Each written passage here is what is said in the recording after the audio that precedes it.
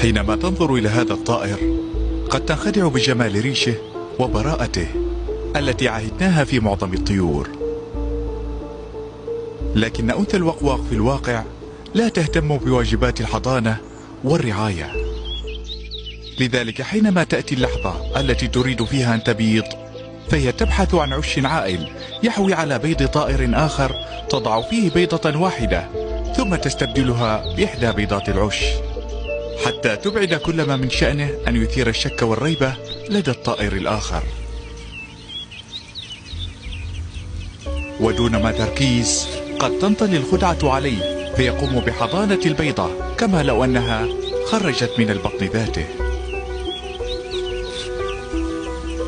فرخ الوقواق يفقس في الغالب قبل غيره من البيض، وعلى غرار المثل المتداول والذي يقول فرخ البط عوام، فإن هذا الفرخ وبصفات الاحتيال والخبث التي ورثها عن أمه يقوم بدفع ما بداخل العش من بيض أو حتى فراخ إلى الخارج، ليبقى هو الفرخ الأوحد في العش والذي سيحظى بكل الرعاية والاهتمام.